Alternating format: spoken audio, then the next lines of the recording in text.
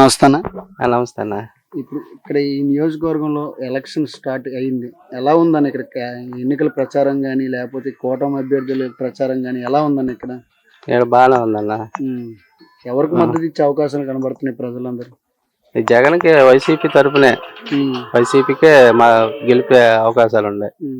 మరి కర్ణం బలరాం గారు కానీ కలరం వెంకటేశ్వరరావు గారు ఎలా ఇక్కడ ఉపయోగపడ్డారు, లేదంటే టీడీపీ కూటమి ఉపయోగపడుతుంది అంటున్నారు ప్రజలందరికీ? టీడీపీ అంటే దాన్ని నమ్మే పరిస్థితి లేదన్న, చేసింది ఏం లేదు. ఇంక వెంకటేశ్వర గారే కొద్దిగా పర్వాలేదు, బాగానే ఉంది, గొడవ లేకుండా బాగానే పరిపాలన బాగుంది. మరి కూటమి అభ్యర్థులు కూడా సూపర్ 6 అనేసి పథకాలతో వస్తున్నారు. ప్రజలు ఎంతవరకు నమ్ముతారో, లేదంటే ఏమైనా ఇంతకు ముందు ఇచ్చినట్టుగా అయితే నమ్మేవాళ్ళు, ఏం లేదు కాబట్టి ఎక్కువ నమ్మట్ల, వీళ్ళే మాటల వరకే అనుకుంటున్నారు అంతే. ఈసారి పక్కాగా ఈ చీరాల్లో కానీ లేకపోతే ఈ నియోజకవర్గం మొత్తానికి టీడీపీ కానీ కూటమితో వచ్చే అభ్యర్థిని పక్కాగా జెండా పాతిస్తామని చెప్పి ఆయన పేరు కూడా మాకు తెలియదు అన్న. టీడీపీ తరఫున వచ్చి ఆయన పేరు ఇక్కడ లోకల్ ఆయన కాదు, వెంకటేష్ గారే గెలుస్తారు. మరి కాంగ్రెస్ కూడా పోటీ గట్టిగా ఇస్తుందన్న ఇప్పుడు విన్నాను నుంచి, అది ఎంతవరకు? కాంగ్రెస్ అది లేదన్న అసలు, కాకపోతే వచ్చేవారు అట్లా ఉంటారు తప్ప. జగన్ గారి పరిపాలన ఎలా ఉంది మీకు ఈ 5 సంవత్సరాలు? అది రాజకీయం తెలిసిందన్న మాకు, రాజకీయం ఎలా ఉండిద్ది ఏంది, వాళ్ళు వచ్చిన తర్వాత ఎలాంటివి చేస్తారనేది మాకు తెలిసింది. మీకు ఎలా ఉపయోగపడింది? మాకు బాగా ఉపయోగపడింది అన్న. ఎప్పుడు ఏ రాజకీయవేత్త ఇంటికి వచ్చి మాకు డబ్బులు ఇచ్చింది ఏం లేదు. మా ఇంటికి అంత ప్రతి ఇంటికి పేద ఇంటికి డబ్బు అందింది, హెల్ప్ బాగా జరిగింది. ఈ ఎలక్షన్ ఎవరెవరి మధ్య జరుగుతుంది అంటారు? ఈ ఎలక్షన్ పేదలకి పెత్తందారులకి అన్న. పేదలు బాగుపడుతున్నారు, వాళ్ళకి అసూయ అంతే. ఇక్కడ ఎవరు పేదవాళ్ళు, ఎవరు పెత్తందారులు? పేదవాళ్ళు ఎవరు లేరు కదన్నా. ఏముంది అంటే పేదవాళ్ళని తొక్కాలనే మనస్తత్వం ఉన్న వాళ్ళు పెత్తందారులు అన్న. అయితే జగన్ గారికి ఎన్ని సీట్లు వచ్చే అవకాశం కనబడుతుంది? వస్తాయన్న, ఇంత ముందు వచ్చిన కంటే ఇంకా ఎక్కువ వస్తాయి అనుకుంటున్నాం మేము. 170 గట్టిగా కొడతాడు. ఏంటి అంత నమ్మకం మీకు? ఆయన చేసిన పనిలోనే ఉందన్న నమ్మకం. ఆయన చెప్పిన 5 సంవత్సరాలు చేసింది చెప్పాడు. ఆ మేనిఫెస్టో మొత్తం, మాకు మేనిఫెస్టో అనేది తెలిసేది కదా ఇంత ముందు. ఆయన వచ్చిన తర్వాత తెలిసింది మేనిఫెస్టో అంటే ఎట్టుండిద్ది, ఇవి జరుగుతాయని. ఇంకా అయితే ఈసారి ఈ చీరాల నియోజకవర్గంలో ఎలక్షన్ ఎలా కొనసాగుతుంది, ఎలా ఉంటది? గట్టిగానే ఉండిద్ది, వెంకటేష్ గెలుస్తారన్న. జమీలా జమీలా జమీనా గారు, జగన్ గారి పరిపాలన ఎలా ఉంది? బానే ఉంది. సంక్షేమ పథకాలు నచ్చినాయి. ఇప్పుడు వైసీపీ అభ్యర్థిగా ఇప్పుడు జగన్ గెలిస్తేనే మంచిది. ఎందుకంటారు? అంతే, ఆయన పనులు మాత్రం బాగానే చేస్తారు. టీడీపీ కూడా సూపర్ 6 అని చెప్తున్నారు కదా, దాని గురించి ఏం చెప్తారు? ఏం వాళ్ళతో నేను పట్టించుకో.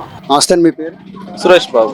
సురేష్ బాబు గారు, గతంలో 5 సంవత్సరాల పరిపాలన ఎలా ఉంది? ఇప్పుడు ఈయన ఎమ్మెల్యే క్యాండిడేట్ గా వచ్చిన తర్వాత, అభ్యర్థిగా ప్రకటించిన తర్వాత ఇప్పుడు పరిపాలనలో ఎలా మార్పులు ఏమైనా వచ్చినాయి అంటారు? బలరాం గారు బాగానే చేశారు సార్, బాగానే చేస్తున్నారు. మాకు అన్ని పథకాలు అందుతున్నాయి, లబ్ధిదారులు మేము. అంటే వెంకటేష్ గారికి వైఎస్ఆర్సీపీ పార్టీ ఎమ్మెల్యే టికెట్ ఇచ్చింది, ఇప్పుడు ఆయన గురించి ఏం చెప్తారు మీరు? అతను కొడుకే కదా సార్, బలరాం గారి కొడుకే కదా. అంటే తండ్రి తగ్గ తనయుడు అంటారు. అంటాం, తిరుగుతున్నారు, అతను కూడా తిరుగుతున్నారు కదా, వెంకటేష్ బాబు గారు కూడా తిరుగుతున్నారు. జగన్ గారి సంక్షేమ పథకాలు కానీ ఇలాంటివి ఎలా ఉపయోగపడతాయి సార్. అమ్మఒడి కానీ ఆటోకి సంబంధించిన కానీ. వాహన మిత్ర వేసి రోడ్ ట్యాక్స్ కి సగం డబ్బులు కట్టారని చెప్తున్నారు, దాని గురించి ఏం చెప్తారు? అదంటే రోడ్ ట్యాక్స్ అంటే ఏం సార్, అన్ని ఉన్నాయి కదా, అన్ని ఇప్పుడు అవి ఎగిపోయినా మనం కట్టాలి కదా, వేస్తే కొద్దిగా లబ్ధిదారులు. కూటమితో వచ్చిన అభ్యర్థులు ఈసారి గెలిచే అవకాశం కనబడుతుందా, లేదంటే వైసీపీలో నుంచి వచ్చే వ్యక్తి గెలిచే అవకాశం కనబడుతుందా? వైసీపీ గెలిచింది సార్, పథకాలు ఇచ్చారు, పేద ప్రజలకు పథకాలు ఎక్కువ వచ్చినాయి. మీ పేరు? మతాన్ పౌలరాజు. కన్న కొడుకు కూడా 10 రూపాయలు టిఫిన్ ఇచ్చేవాళ్ళు లేడు. ఈయన పరిపాలన వచ్చిన కాడి నుంచి ఇంటికి డబ్బులు వస్తున్నాయి, కోటా బియ్యం ఇస్తున్నారు. నిజాయితీ గలవాడు, ఓపిక ఉన్నవాడు, మనసులో మైండ్ ఉన్నవాడైతే జగన్మోహన్ రెడ్డి ఓటేయాలా, వెంకటేశ్వరరావుకి ఓటేయాలా. బలరాం గారు ఉన్న ఈ college number, YSR college number, ఈయన ఎంతో మందికి పునాది అన్నం పెట్టాడు, మొన్న కరెంట్ ఆఫీస్ కూడా పెట్టాడు. అలాంటి వాళ్ళు చేయకపోతే ఇంకెళ్ళు చేస్తావా? చెయ్యాలా, చేపించుకోవాలా, అది ఇటుపక్క బాబు గారు పవన్ కళ్యాణ్ గారు కానీ సూపర్ 6 అనే ఆ పవన్ కళ్యాణ్ వీళ్ళందరిని తీసేయ్యా, అవి కాదు. మనకు కావాల్సింది ఏంటంటే బలరాం కొడుకు ఈయన జగన్మోహన్ రెడ్డి గారు, వాళ్ళిద్దరు ఉంటే చాలు. ఇంకొక 5 సంవత్సరాల పాటు ఉంటే మేము కాలం జరిపించిన బాధ లేదు. మాకు నెమ్మదిగా ఆయనే ఉండాలి, పైన ఆయన ఉండాలి.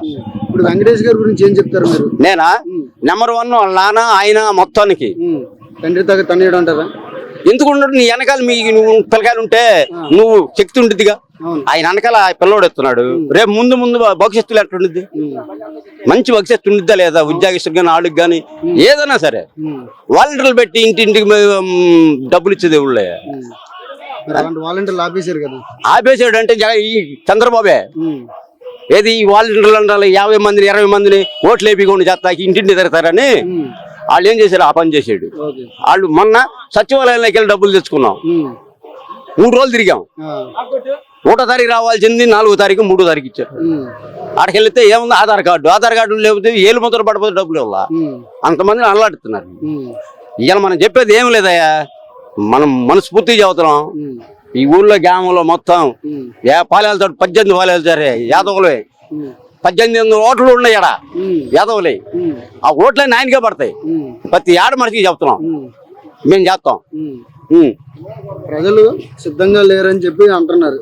అది సర్వే తీసే డబ్బు తినేవాడే గానీ డబ్బు పెట్టేవాడు కాదు. ఈయన డబ్బు తింటలా జనాన్ని పెడుతున్నాడు.